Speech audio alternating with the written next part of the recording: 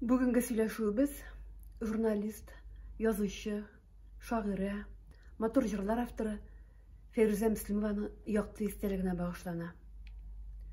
Фәйрүзә диюгә минем күңелдән әллә никадәр хатирәләр узып китә. Аны бик яраталар икән. Мин соңгы көннәрдә моны аеруча тойдым. Ихлас, кешелекле, игътибарлы, кече күңелле, тәвәккәл. Яңадан уйлыйм да, һаман иң беренче очрашкан көнебез искә төшә. Без икебез дә якташлар, авылларыбыз ерак булса да, бер-беребезне читтән торып белә идек. Чөнки безне берләштерә торган район газетасы бар иде. Аннары икебез дә Яшьленченың актив хәбәрчеләре идек. Газиз Мөхәммәтшин алып бара торган яшь хикәячеләр клубында хикәяләребез чыгып килә. Язучы абый аларга анализ ясый. Мин мәктәптә укыганда гел Фәйрүзәнең матур шигырьләренә игътибар итә идем. 15-16 яшьлек кызларның хис кичерешләрен шулкадәр белеп, тоеп һәм үзенчә әйттереп, матур иттереп, башкаларга ошамаганча әйттереп бирә ала торган кеше ул Фәйрүзә кебек тоела башлады. Һәм аның шигырьләре шундук альбом битләренә, көн тушлы дәфтәрләргә күчә иде.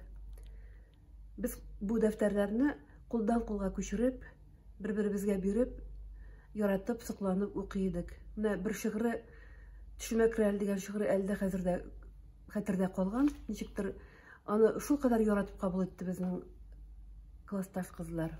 "Төшемә керәл". Хатларын укыйм да, яңадан моңланам. Бергә чак бар иде, шул хакта уйланам. Арада юлыздан күрешү мөмкинме? Күп айлар буена зарыгып көтимме? Очрашыр көн ерак. Сен шуны белә әле, шул кадәр сагындым, төшемә керә әле. Бу инде безнең Фәйрүзәнең андый шигырьләре бик күп булып чыкты. Кызларның инде шундый мода, хатларны, андый шигырьләрне яраталар, укыйлар. Күбрәк мәхәббәт турындагы шигырьләр шул. Мин инде 10нчы класста укганда журналистика факультеты турында хыяллана башладым. Фәйрүзә шунда укганны беләм, ишетеп беләм. Хат язып карасаң ничек булыр икән дип уйлый башладым. Һәм тәвәккәлләп, курка гына Фәйрүзә Мөслимова исеменә университет адресы буенча хатымны юлладым. Язар дип тә уйламаган идем. Көннәрдән бер көнне миңа аннан җавап хаты килеп төште.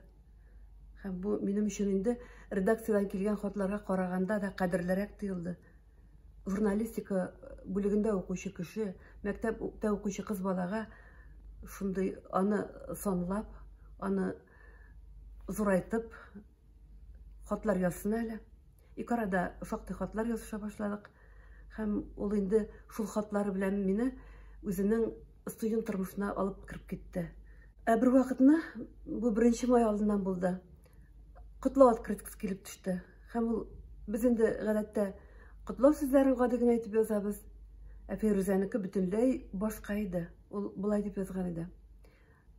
Бәйрәм белән котлаган һәм күзләреңә нур, хыялларыңа канат, яшьлегеңә матур җыр, сүрелмәс саф мәхәббәт телим дигән. Без шаккатып инде бу сүзләргә сокланып йөргәнне хәтерлим. Аннары мин инде журналистика бүлегенә килү турында язгач, Фәйрүзә миңа соңгы хатында язды. Кайсы көнне ничек киләсеңне әйтеп яз, каршыларга килермен дип. Ул вакытта инде Актаныштан самолетлар оча. Ничектер беренче рейска эләгәлмәдем мен анда, икенче рейс белән очтым. 1 сәгать 2ләр, көндезге 2ләр тирәсе булгандыр. Каршыма ал күлмәктән шундый чәчләрен артка җыеп куйган, үзе сикемле, бик тә сикемле, битләрендәге сипкелләренә кадәр елмаеп торган Фәйрүзә минем каршыга килә. Син Илмира бит ди. Син Фәйрүзә бит ди миндә. Без фотолар алышмаганык. Мин инде аның фотоларын күргәнем бар, ләкин Фәйрүзәнең бит мине күргәне юк. Аннары аңлаштык. Беренче рейс белән минем классташ Дамира Казанга очып китте.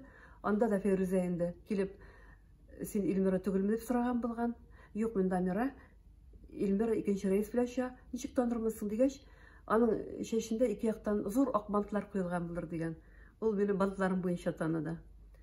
Шулай каршы алды һәм иртәгә имтиханы дигән Фәйрүзә бу. Алар рус әдәбиятыннан имтихан тапшырасы 2 рейс үткәреп җибәргән. Ярар, иртәгә ул вакытта Илнур мине безнең хим корпуста көтәм диде. Хим корпусында нәрсә икәнен белмим әле. Апа ияртеп барды. Аның группадашлары мине инде әллә кайчан белгән кебек көтеп торалар. Анда Нойлә, Тәслимә, Гөлсәрия дигән кызлар, Рәис Кәримов дигән җегетне, Илмар, бөтенесен танып исәнләштек, күрештек. Бер заман Рәис чыкты, Фәрүзә капитанская дочка буенча җавап бирде. Ярар чыкты, әйбәт билге алган. Һәм миңа шунда Фәрүзә бер задание бирде. Илмира, әгәр син безнең дәреслекләрне аудиториядан кирип, чыгып, алып чыга алсаң, син курыкмыйча алып чыгарга кирәк бит әле, анда укытучы утыра. Син точно укырга керәчәксең ди. Мин тәвәккәлләп кирип тә киттем, бөтен дәрес китапларын, конспектларын җыеп та чыктым. Аннары хәтердә калган инде бергәләп Тулай торакка барулар, теге поездлар үтә торган юлларны үтә чокырлар аша үтеп. Кызларында чәйләр эчеп утырулар. Мине редакциягә алып барыр өчен ул шулкадәр әзерләнеп, бөтен язмаларымны альбомга теркәп, Яшьлек газетасына баруларыбыз, андагы апалар, Сайма Ибраһимовалар, Илзара Самигуллиналар, Сәйдә Зиястиновалар. Менә шулай торып, Фәрүзә җайлап кына мине үзенең студент тормышына алып кирип китте. Миңа ул аны янәшәсендә булу, апам белән йөргән кебек булды. Мин бик рәхәт кенә аңа ияреп йөри идем. Аннар Фәрүзәнең шундый ихласлыгы, хыялылыгы күз алдында тора. Ул имтиханнарга кергәндә зачет арасына шомырт чәчәкләре кыстырып керә иде. Ул үзенә күрә бер талисман булган инде, яхшы билге алыр өчен. Һәм менә шундый бер картина күз алдында.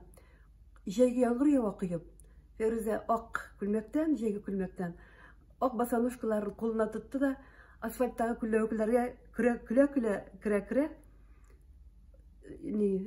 университетка таба атлады. Беләсезме, бу Ликят Журавли киносындагы Татьяна Самойлова ни бит шундый бер рольне. Нәкъ шуны хәтерләтте ул миңа. Аннары мин аны хәтерлим белән, Актанышка кайткач, баскычлар саны Актаныштан Агыйделгә йөгерүләрен. Үзенең туган авылындагы Ишәл тауга менеп, авылы белән хызырлануларын. Менә шундый матур чаклар, самими чаклар бик матур булып хәтердә калган. Һәм альбомымда Фәрүзәнең фотосын куйгач, мин аның астына язып куйдым. Фәрүзә тормышымдагы, Казандагы иң кадерле кешеләремнең берсе, бәлки беренчесе.